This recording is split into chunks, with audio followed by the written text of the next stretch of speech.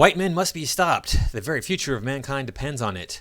For 500 years, they've exploited their fellow man and plundered the planet. It's time they rein themselves in. Hello, and welcome to The Ordeal. Well, we know what this video is going to be about. Please like, comment, share, and subscribe. Watch my video to the very end. That helps me beat the algorithm. Also, share this video with as many people as possible. If you leave a comment and it's really important, please back that comment up with an email message to me. If you go to my About page through YouTube, there's an About tab. You can go to my About page and email that question to me, or if you have a link that you want me to see, because YouTube does delete my messages sometimes. It does delete my comments sometimes, I should say. All right, well, let's get into this video here. This is going to be, I assume, about colonialism and how evil white men are for inventing colonialism and all that other stuff that we supposedly invented that is just a natural outgrowth of human society. This is the Alternet. The future of life on the planet depends on bringing the 500-year rampage of white men to a halt. For 5 centuries, this even more destructive weaponry has become far too common. His widespread and better systems of exploiting other humans and nature dominate the globe. You think that white people are the only ones who exploit nature? That take advantage of other human beings? You know, right now, as far as I know, there is no slavery in any white country. It's illegal in every single white country all over the world. But we have more slaves now than we've ever had before. So who's taking advantage of people? Is it the white people, or is it, maybe it's some other people that are doing that? The time for replacing white supremacy with new values is now. And just as some whites played a part in ending slavery, colonialism, Jim Crow segregation, the South African apartheid, there is surely a role whites can play in restraining other whites in this area. Beneath the sound and fury generated by GOP presidential candidates, Fox News website trolls, police unions, and others, white people are becoming aware as never before of past and present racism. Yeah, white people are the least racist of all the people. If you go to basically every white country, I think the only exception to this is Russia. Every country that's founded by white people for white people, they're like super diverse. You have people of all different races. I've seen Hispanic people from Mexico talking about their lives in the United Kingdom. Okay? So people from all over the world go to white countries. And we let them come in. White people let them come in and say, come, it's fine, come in. So yeah, we're so very racist, yet we're the most diverse cultures on the planet in the West. Admittedly, this encouraging development is hardly the dominant view. To the contrary, given the possibility that Donald Trump, Ted Cruz, Ben Carson, or one of their ilk might become president, white supremacist ideology seems to be digging in harder than ever. So this article is a few years old now. I can tell you guys, I have a backlog. I have so many videos that I need to do. And remember, I challenge all things woke. So if it's woke, I want to talk about it. I don't take this lightly. Once upon a time, I foolishly thought that there was no way that Ronald Reagan could get elected president. Lesson learned. Now is the time to start contingency planning for intensified resistance to mass deportations of immigrants, atrocities against Muslims, and extreme danger to African Americans. Okay, well, let me see. I believe, as I recall, Obama deported more immigrants, illegal immigrants, right? You're talking like deporting immigrants is such a bad thing, but they're here illegally. Obama deported more illegal immigrants than any other president. Where are these atrocities against Muslims? Where are they? Oh, they're happening in Muslim countries. That's right. What was I thinking? I'm sorry. I mean, you know, it's not like they're not the #1 terrorist group in the world. What's this extreme danger to African Americans? Where's all this extreme danger to African Americans? I've shown these stats dozens of times now. White people are killed more so than black people. It's just how it is. That said, it would be a mistake to focus only on the negative. Recently, the New York Times ran Gordon David's op-ed, "What Woodrow Wilson Cost My Grandfather." It is still generating debate about that. Davis was writing in the context of the student-led protest at Princeton University over the veneration of its former president, Woodrow Wilson. The controversy stems from Wilson's viciously racist speech and behavior, particularly when he was president of the United States. The subsequent Truth Out article by Harvey Wasserman, "Princeton Students Are Right. Woodrow Wilson was way worse than you think," complements the critique. Most of the 776 comments on New York Times article, as well as the 1,600 more on the follow-up Times editorial, were the predictably negative responses usually heard regarding white racism. Many said some sort of, "That was a long time ago when values were different." Others took the tack that nobody is perfect and the good things Woodrow Wilson did outweigh the bad of his racism, so let it rest. Yeah, those are fine things to say. It's not so much that the values were different, but I mean the whole culture was different back in those days. There was the Jim Crow laws were happening in those days. Segregation was real. So of course, and also, you call anything that talks about the different races racism. There was that video going around as a viral video. It's like back in the 60s, there was this white community that there was a black family that was going to move into. And they're always pointing like, "Oh, these people are so racist." And like the most racist thing that anybody said in the whole video was, "I don't know why they would want to live here. I mean, there's no black people here." That was like the most racist. It's like, that's it? That's what you're so concerned about? So anything, they'll call it racist over anything. But there was also a substantial undercurrent voiced by those who were open-minded enough to learn, following our New York Times comments on the article. Oh, these should be great. As a former Princeton professor, I applaud the students who raised this issue. It's not about erasing history, but confronting it honestly. This beautiful column makes clear how Wilson's policies, based on his deeply racist and white supremacist views, destroyed the lives of thousands of black families. Why should we publicly venerate this person? Why should elitist northern universities get to insist that we overlook this man's sympathetic, consequential racism? While every southern municipality and retail store is expected to rid itself of monuments and souvenirs of their racist politicians and soldiers, let's indeed every American community take stock of the deeply embedded racism that has been a part of our history, North and South, recognizing that a thoroughgoing accounting will involve reconfiguring our public and institutional spaces in many ways, because this has yet to be done, and the younger generation of black militants will rightly not be content until it is. Well, that was a whole lot of just, yeah, they're right, okay. It's sad that after having been through 12 years of grade school in CA and graduating from a UC, I just learned this about Wilson. It's silly that I'm surprised I didn't learn of his racism, I suppose, but I'm glad I do now. My opinion is forever changed. You do realize that there's like millions of people you could learn about in history? Like millions. You could learn about the evil racists who are racist against white people.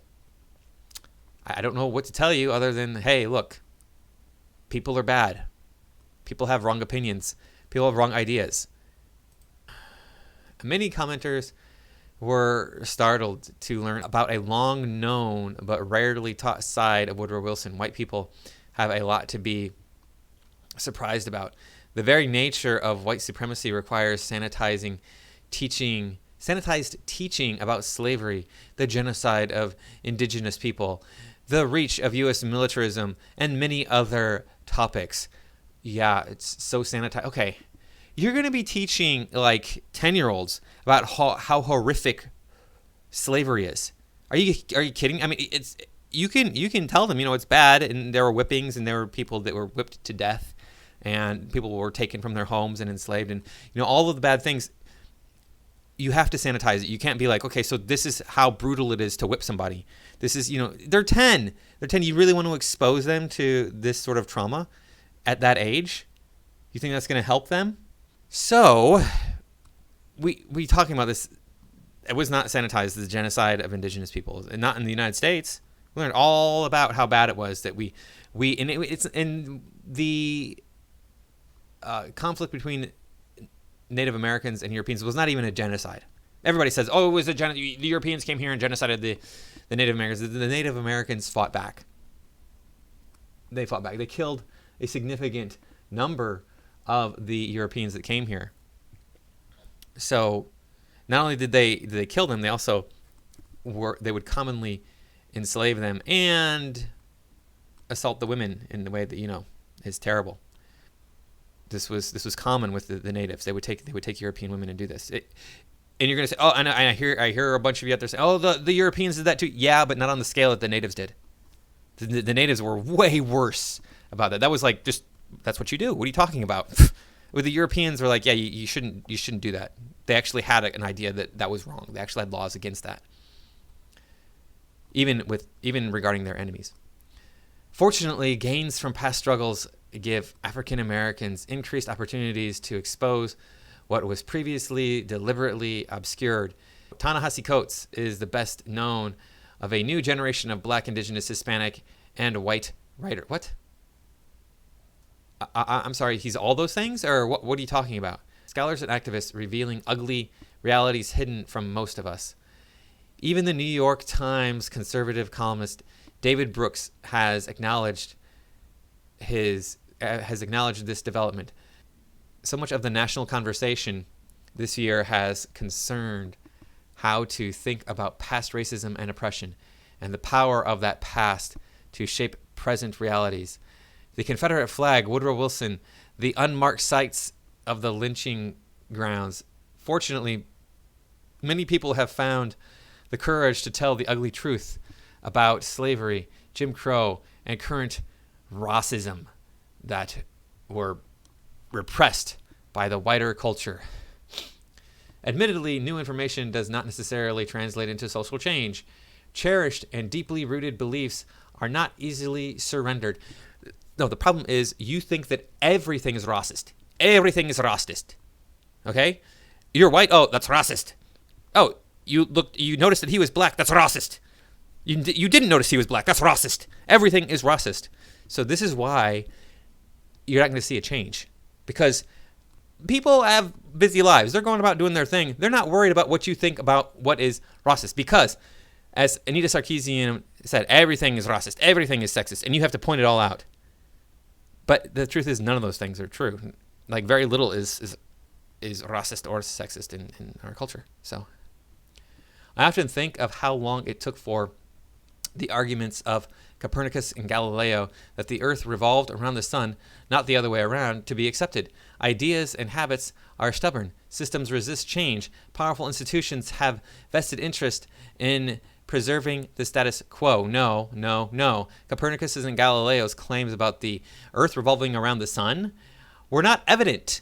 That's why it took a long time to change. Okay? In fact, as a matter of fact, you have never, ever witnessed the earth going around the sun. Nobody has. Nobody's ever seen the earth go around the sun. Nobody's ever seen that. Not with their eyes, not firsthand. There might be some satellite. I don't think that there is, but there might be some satellite that's far enough out that can see the earth going around the sun, but I don't think that there is any satellites like that because I have studied astronomy well enough to know that there's no satellites up above, or not. They wouldn't be satellites. They'd be probes, space probes up there filming the earth as it travels around the sun. So nobody's ever seen the earth actually go around the sun. It's not evident. That's why that took so long to change. The evidence that you have is very, very removed from your eyes, from your own personal experience. Even if you're standing on the moon, you don't see the earth going around the sun. It looks like the earth is stationary and the sun is stationary and the earth is spinning. That's what it looks like. It has nothing to do with the facts that, hey, look, you have a group of people and you have another group of people and they're living together, and hey, there's a lot of problems caused by one of those groups of people and not as many problems caused by the other group of people. I don't know what to tell you. That's just the way that it is. It happens all the time when you have cultures come together, when you have different groups come together. By way of example, a recurring concern of those responding to the Times Woodrow Wilson op-ed, where will it all end? Will we have to destroy Mount Rushmore? Some asked. Maybe we should. Not just because it honors slave owners, Jefferson and Washington. Mount Rushmore is also a powerful symbol of brutality and racism toward indigenous people. It has nothing to do with the race of the indigenous people. It has to do with the fact that the Europeans came here and they wanted this space for themselves. And the natives were like, no, we don't want like you coming here. You're causing too many problems. Hey, look, you're a group of people that's different from us and you're coming here and you're causing problems. Get out. You're changing the way that we do things. Get out. Wow, what a concept. No way, you're kidding me. You tell me that two groups of people can't come together and live harmoniously every single time? Whoa, that's crazy. As indigenous scholar Roxanne, points out in her book, An Indigenous People's History of the United States, the most prominent struggle has been the Lakota Sioux attempt to restore the Pahasapa, or Black Hills, where the odious Mount Rushmore carvings have scarred the sacred site called the Shrine of Democracy by the federal government. It is anything but that. Rather, it is a shrine of in-your-face illegal occupation and colonization. Oh, is it now? Illegal. Did the Native Americans have laws determining who could occupy what land? Did they have that? No, they didn't have that. They didn't have property rights. The Native Americans didn't have property rights. They would go in and slaughter another tribe and take that land and be like, "This is our hunting grounds now." But they didn't actually belong to them. It's just where they would hunt until, the great spirits would move them on to another hunting ground. I don't want to like blaspheme their beliefs or their religion. So if you are Native American or know something about it, please correct me in the comments, because I'm not trying to be disrespectful to that belief system. But that is my understanding of it. And it was illegal colonization. Again, they didn't have this understanding. They didn't have like borders. They didn't have a national borders. So how can you illegally occupy and colonize a country that doesn't have borders? This doesn't make any sense. It wasn't illegal. It might have been immoral. It could be immoral. You could make that argument. I'm not gonna say that that's wrong. That it's that it was totally moral. Everything we did was right. No, I'm just saying that it wasn't illegal. There was no country here. Okay, so that's not the reality. The white racism distorts how we think about virtually everything, including history itself. No one will dismiss Bill O'Reilly's goofy books about Jesus or Lincoln or Patton or Reagan as irrelevant because, that was a long time ago. It's got nothing to do with me now. As a general proposition, people appreciate that we can discover in the present important things we didn't previously know about the past. Who says that was a long time ago, it doesn't affect me now? If anybody's saying that, they're being ridiculously foolish, because the past always influences the future. Always. Not so when it comes to race in the U.S. Not for some people anyway. Yeah, okay. When everything is racist, nothing is racist. Okay? That's what this problem is. Okay. This matters a great deal. In many years of anti-racist work, I have discovered that whites who deny any connection to the racism of the past will also generally deny any connection to the racism of the present. Please don't tell me, cry deniers of systemic white racism. One step removed is the view that we should accept the history, but must take the good with the bad. This is sometimes known as the warts and all theory of history. A variation is the convenient idea that slavery was the original sin. Sin, of course, in the Western Christian point of view, is inevitable and immutable. Okay, so I accept that there was bad things in the past. I accept that there are bad things today. But you just want to complain about this. All you're doing is complaining about this. Oh, these white people, they don't think there's any racism. It was never a big deal, blah, blah, blah, blah, blah. Hey, we're not perfect, but you know what? We're doing a lot better regarding racism than like every other country in the world. Pretty much, we're like the United States is like the most diverse and tolerant country regarding race out of all the countries in the world. We might not be number one, but we're really close if we're not number one. We're like in the top 5 for sure.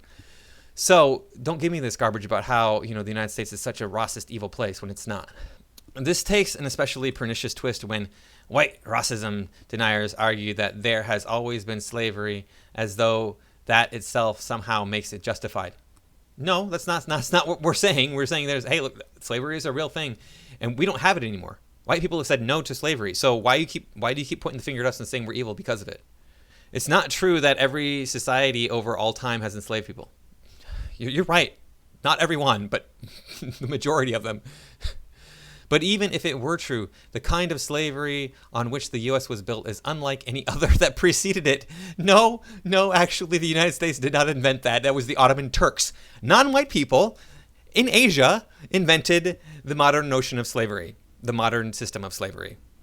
It co-evolved with capitalism, and it conflated slavery with Ross. Yeah. Yeah. Yeah, the Ottoman Turks, guess what their favorite race of people was to take as slaves? Oh, white people.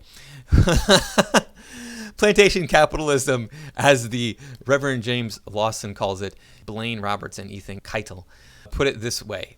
New research has gone further, exposing how American capitalism and democracy, once thought to be an antithetical to slavery, emerged hand in hand with it. Well, America had slaves when we developed the capitalist system. It's not a shocking revelation there. What you're telling me that, like, oh well, we just like made capitalism in a vacuum and then put it into the country? Are you retarded? Hard as it may be for propaganda-conditioned whites to grasp, global Ross-based capitalism is not a system of the past with lingering effects. It is a living, breathing organism of the present. Okay, show me where that's happening then, because it's not happening in the United States. It is a unitary thing. It is therefore not a good thing with warts. It is one thing, the good thing always comes packaged with the bad thing. The mechanics of how it often works has a name. Grand bargains. Okay, so then what's the bad thing that's going to come along with getting rid of all of the so-called racism that whites have against other races, against other people in this country? What's the bad thing that's going to come along with that? There's going to be a terrible thing that comes along with that. And we're seeing it right now. We got idiot bigots like you who think you know what you're talking about when you don't. The mother of all grand bargains is the U.S. Constitution, which accommodated slavery in several ways. That's been rewritten, including the notorious 3/5 clause. While the Constitution was by no means the first grand bargain, it solidified a pattern that countries to this day, the New Deal, as this person demonstrates in his book Fear Itself, was another grand bargain that combined progressive achievements such as union rights and Social Security with reaffirming the power of Dixiecrats and the institutions of Jim Crow. Okay, explain to me how that actually happens. Explain that to me, because I don't recognize that in the New Deal. Maybe it's there, but I never saw it. So whatever that guy's name is white. Oh my goodness. So am I. Oh, well then you're evil. So are many others now writing and speaking honestly and openly about the enduring power of white racism. That is valuable because it strengthens the idea that whites can come to terms with reality, past and present, as opposed to the myths we are encouraged to believe. As we do so, another world does become possible. Of course, white people can't save the world. The mindset is the problem, not the solution. But we can help. As Vietnam anti-war leader Rennie Davis points out, it is when we stop being invisible to each other that we start to become a movement. Wow, that's super racist. That's very anti-white. This whole thing is like, whites are evil, whites are bad, whites are evil, whites are... Oh, wow. White people are no more evil or bad than any other group of people. We're just not. We're just humans like everybody else. There's nothing inherent about our genetics that makes us worse or better than anyone else. For whatever reason, culturally, whites decided, hey, we want to improve our lives through technology. And we've done that, and we've shared that with everybody else in the world. And along the way, we decided and figured out, hey, you know what? One of the technologies that we need to get rid of is slavery, because it's evil. We actually still do have slavery in the United States. I'm sorry, but it's not race-based. You are allowed to enslave criminals. So if a person commits a felony, they can work for free.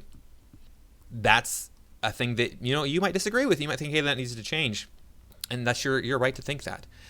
I'm not going to put an opinion out about that. That's not what this video is about. This video is about pointing out how bad this article from Salon is. This is a terrible article. It is all about how whites created slavery, and that's simply not true, and how whites are still racist because of slavery, and that's simply not true. Okay? Wow, this is like, I did not realize this was going to be so shockingly just wrong in so many ways and so evil against people who are of my genetic makeup. And even if you switched all the references to white in here and changed it to black, I would still be like, this article is wrong. This is not how black people think. This is not like an inherent thing to their genetics. It's like, wow, this is not right. So thanks for watching. I do appreciate you stopping by. Remember, I challenge all things woke. So click that subscribe button, and I will see you all next time.